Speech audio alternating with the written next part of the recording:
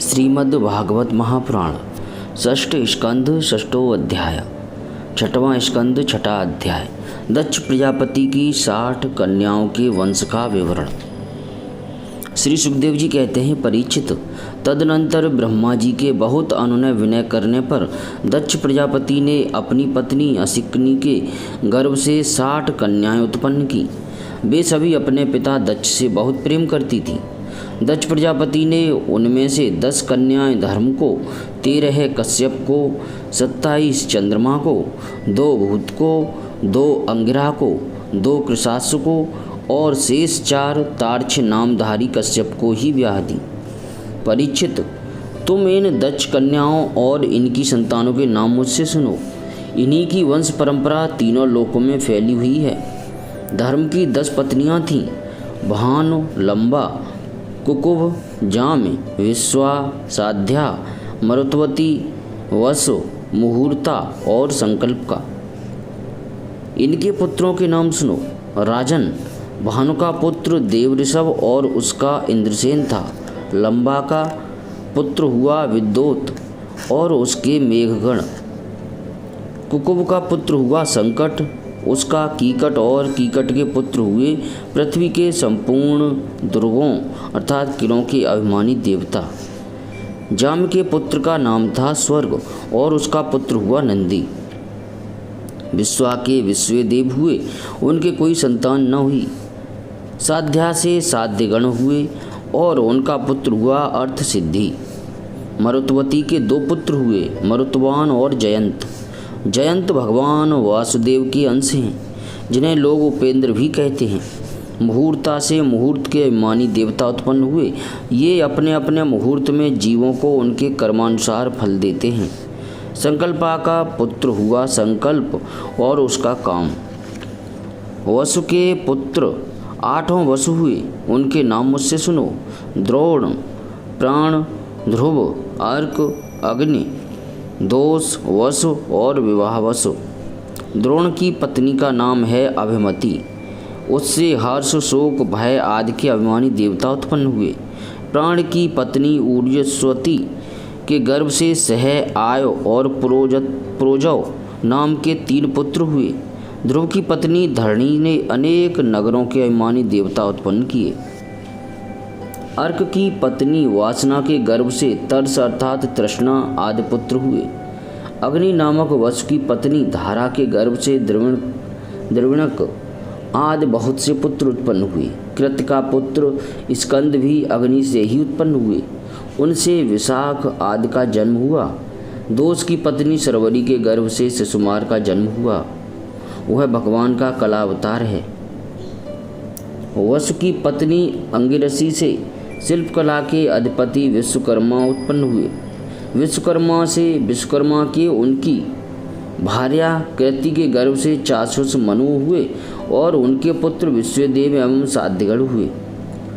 विभावसु की पत्नी उषा से 3 पुत्र हुए, व्युष्ट, रोचिस और आतप।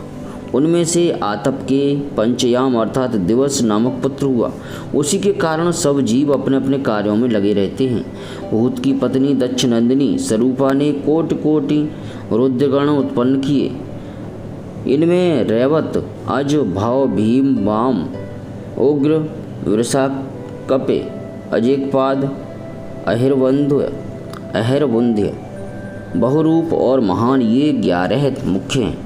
भूत की दूसरी पत्नी भूता से भयंकर भूत और विनायक आदि का जन्म हुआ। ये सब 11वें प्रधान रुद्र महान के पार्षद हुए। अंगिरा प्रजापति की प्रथम पत्नी स्वधा ने पितृगण को उत्पन्न किया और दूसरी पत्नी सती ने अथर्वागिरस नामक वेद को ही पुत्र रूप में स्वीकार कर लिया। कृशाश्व की पत्नी अर्च से धूम्रकेश का जन्म हुआ और धिषणा से 4 पुत्र हुए, वेदशिरा, देवल, वयुन और मनु। तार्क्ष नामधारी कश्यप की 4 स्त्रियां थीं, विनिता, कद्रु, पतंगी और यामिनी। पतंगी से पक्षियों का और यामिनी से सलभों अर्थात पतंगों का जन्म हुआ। विनिता के पुत्र गरुण हुए, ये ही भगवान विष्णु के वाहन हैं। विनिता के ही दूसरे पुत्र अरुण हैं, जो भगवान सूर्य के सारथी हैं। कद्रु से अनेकों नाग उत्पन्न हुए। परीक्षित, कृतिका आदि 27 अभिमानिनी देवियां चंद्रमा की पत्नियां हैं। रोहिणी से विशेष प्रेम करने के कारण चंद्रमा को दक्ष ने शाप दे दिया, जिससे उन्हें क्षय रोग हो गया था। उन्हें कोई संतान नहीं हुई।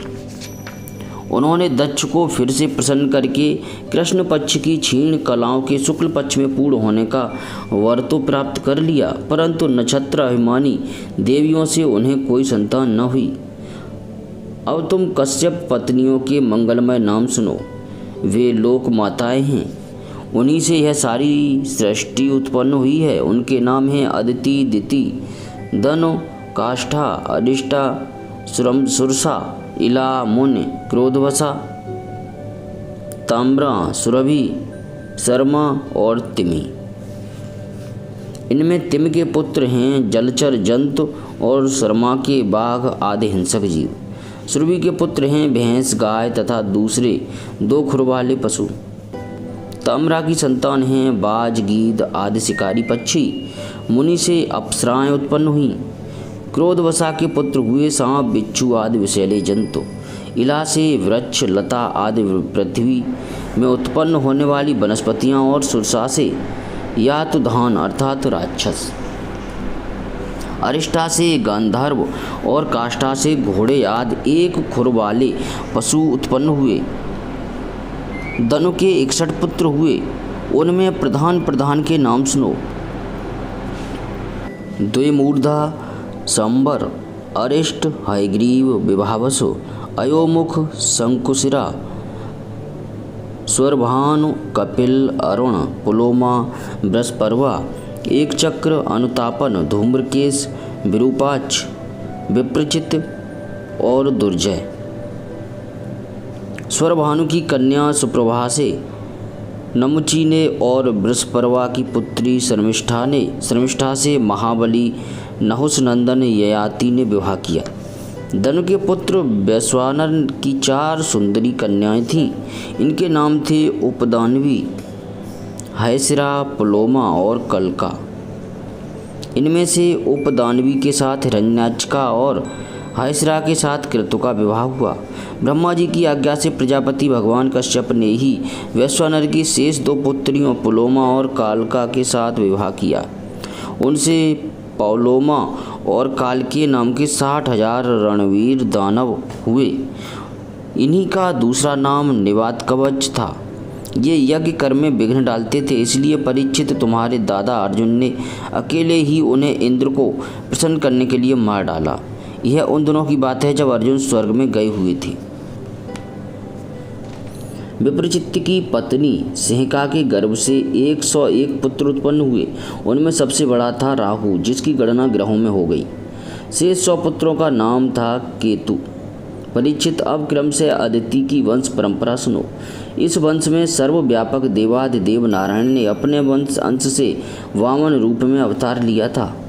अदिति के पुत्र थे विवस्वान, अर्यमा, पूषा, त्वष्टा, सविता, भाग, धाता, विधाता, वरुण, मित्र, इंद्र और त्रिविक्रम अर्थात वामन। यही 12 आदित्य कहलाए। विवस्वान की पत्नी महाभाग्यवती संज्ञा के गर्भ से श्राद्ध देव अर्थात वैवस्वत मनु एवं यम यमी का जोड़ा उत्पन्न हुआ।